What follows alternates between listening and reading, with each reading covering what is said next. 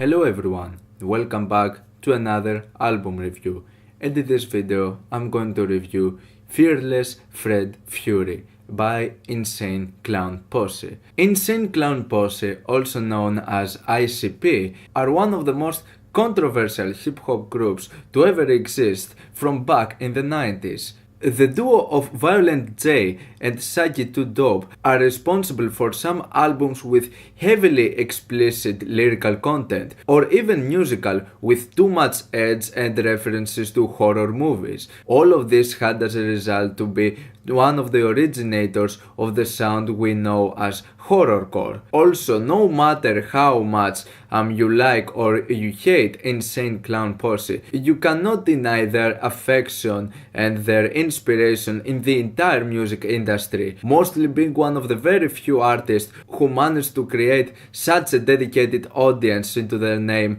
creating the group of people known as Juggalos, who not only have a passion for the music they make, they have managed to create their own form of lifestyle and being into a dedicated team. For a lot of people though, ICP's music hasn't resonated with the best way possible, and by hearing some of their first works, I cannot really see why. Sure, their content, especially for their time, was way different than what someone would be used in the hip-hop scene, since most of the stuff would have to do about black oppression or life in the hood, especially back in the 90s. Insane Clown Posse though took a bit of a different direction, being way more ridiculous and just doing their own thing. But even when it comes to the music, I don't think that their music is weak. I would say it's easily up to par with a lot of hip-hop releases back in the 90s.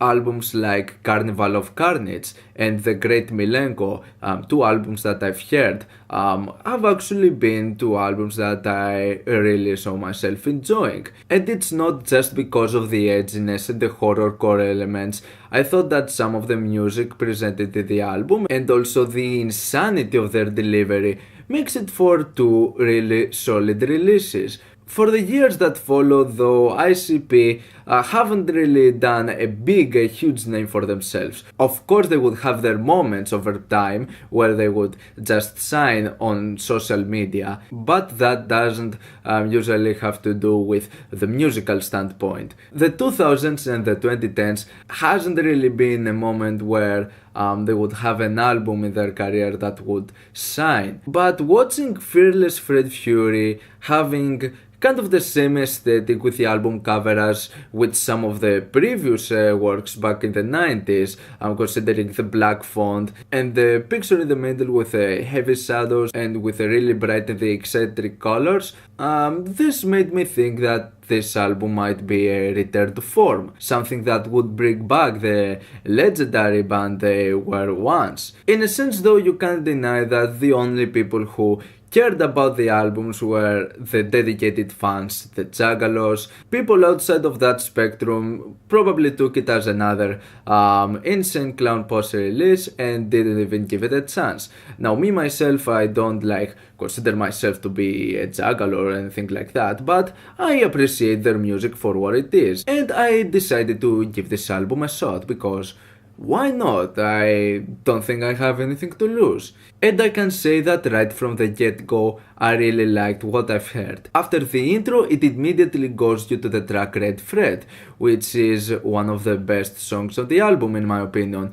It definitely shows you a return to form. The beat, the melodies, the ridiculous delivery, everything just screams ICP. The song has all the elements that make the sound of ICP appealing. There are nice samples and a nice beat to it, and it doesn't feel like it goes to the current trend of things with the trap music. Instead, it's more of the standard formula, the one we've been used to from the sound of ICP. But for that reason though, I was kind of surprised when things change with the third track, the track Fury, because at this moment you have some trap beats, and it threw me off a little bit because I was not anticipating something like that from the album. And it's not actually the only moment. There are also other songs that use some trap beats, like the song Low, or the songs Nobody's Fault and Hothead, and also the closer I Like It Rough. There are moments of this album where they go more into the current trend of things, but despite my worries, I think that they do the sound justice. So with that being said, the sound of some of the tracks is pleasantly surprising, because the thing is, ICP just takes some parts that make the sound sort of appealing, some of the main elements, but they still manage to give them their own unique approach and style, which makes a good fit, and it still feels like an ICP song rather than just your typical and general trap produced song. It's just ICP experimenting with other sounds, but without losing what makes them interesting in the first place. Some of the elements though that might drag the album a bit down is not that much with some of the beats and some of the music, but there are some occasions where the delivery in some of the songs might be kind of underwhelming, especially when it comes to the chorus and the hook on some of these things, which are by far some of the weakest moments of the album. For example, let's take one of the best moments of it, which is the track What the Fuck. This is one of the heaviest and one of the most energetic songs out of the entire album. It's hard and heavy, having some metal elements to it, making it feel like it's a nu metal song, and it works really well. And the chorus on this thing is just downright ridiculous. What the fuck? All of those shrieking screams with all of these different elements of metal sound and hip hop with the sample of a time bomb. It's just a heavy and explosive and highly energetic song. And it's fun to listen to, especially considering the insane deliveries from both members. But when it comes to some other moments of the album where it goes to a bit of a more chill direction and they try just to fuse lots of different sounds together, the results are not always that amazing. Huge example is the next song, Satellite. Not only do I think that the soft approach on this song doesn't really fit the whole way we're just used to from some of the sounds of ICP, but by far the weakest part of this is the hook itself. Some of the singing of this thing just puts me off, and it's kind of underwhelming to the point where it actually feels a bit bad in some occasions. It's not just a mediocre attempt, it's just bad at some occasions. There are other songs that suffer of pretty much of the same thing, like West Venorave, Seriously Hilarious, Night of Red Ram, and Simmer.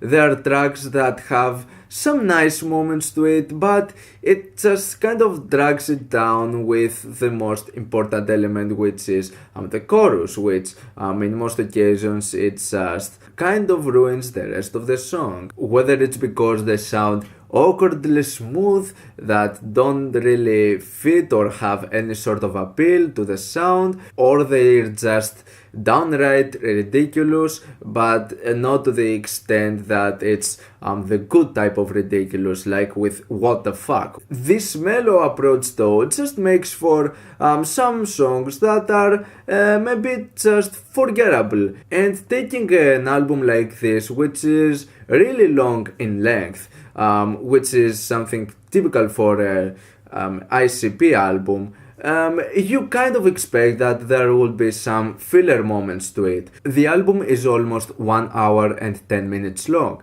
and it's 17 songs, so it's kind of expected to find some filler out of this thing, and that not each song will going to be just a banger. But it's really apparent that after a really strong start, the album kind of loses its focus toward the half point, and one of my least favorite moments is the track Game Over. This song is just a huge mess. It's just filled with all those retro sound effects from multiple games, where there's not that much of a cohesion or a connection to where or why they're coming into the song on different random occasions. The structure as a result is painful to follow, and it's also not worth to be one of the longest tracks of the album, going for about 5 minutes long. Like pretty much after the second minute, it just gets kind of annoying in a sense.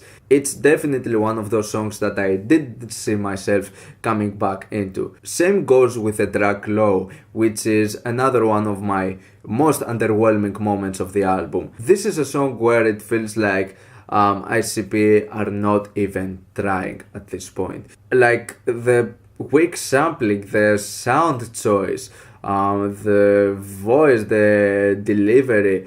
It's definitely one of my least favorite songs that ICP have done, especially in this album. And even the trap part toward the half point of the song doesn't really make this any better. It's a weak moment, to say the least. Fortunately, the song Triplex brings the broken pieces of the album back together. It's one of the heaviest and one of the most banger moments of the album. And getting away from the weak half point, we go toward the ending portion where I would say there are some of the better songs. Nobody's Fault, even though I'm not a big fan of the trap beat and some of the singing, I cannot deny that this song is annoyingly catchy, and it's one of those that have gotten stuck in my head just for how ridiculous and silly it is. Hothead though is one of those tracks that gives a bit of a more justice to the trap sound that they're presenting. It's really dark, it has some of cloud rap vibes to it, and even though the hook is once again the weakest part out of the song, in general, I would say it's one of the best moments of the album. Now, the track Beware is just an introduction to the final song, I Like It Rough. And it's one of those moments where they have to tell you that this song is so edgy. It's going to be one of the most vile and one of the most disgusting moments out of the entire ICP discography. And be aware, because this is not for the squeamish or the faint of heart. And usually when it comes to some songs like this, just having an introduction to the song, usually I'm just like, no, don't do that. It's always cringy, whether it is for comedic purposes or not, and just play the fucking song already. It doesn't need any sort of introduction. But let's just go to the final song, I Like It Rough. Holy shit, this is probably the best song of the album. I would say this is by far the best song of the album. What an amazing closer. Of course, if you are not aware of the previous track, this one indeed, when it comes to context, it's a really brutal track. It is edgy as fuck. There is a lot of explicit lyricism, especially on this song in particular, but by far what steals the show is this amazing beat and this insane melody. Not only it's one of the darkest tracks of the album, it has the vibe of a witch house song, and I really love it. It's really well put together, it's highly imaginative, and it's just infectious with anything. It's rough and nasty production, the absolutely insane deliveries. The hooks, I would say, is one of the best of the album, and for being the longest song of the album, going for 6 minutes long, it actually works on this one. It doesn't unnecessarily drag itself, and it just, like I said, makes it for a great closer. If you are not a fan of ICP's music, I certainly don't think that this album is going to change your mind. Me personally, even though I don't think it's up to par with some of their older releases, the result is an okay album, and I think this is going to be one of the better hip-hop releases of this year. The result is not amazing, but it's pleasant, and there are definitely moments that I would see myself coming back to, especially the song I Like It Rough. Going to this though as a fool, there are so many just kind of forgettable moments, but it's another long Insane Clown Posse release, and I just like that they keep doing what they do best. I'm gonna give this album a 6+ out of 10. What's your opinion on this album? Like it, dislike it, why, and what do you want me to review next time? Let me know down in the comments. Leave a like if you enjoyed the video, subscribe for more content like this. Thank you for watching, and I'll see you all in the next video. Goodbye.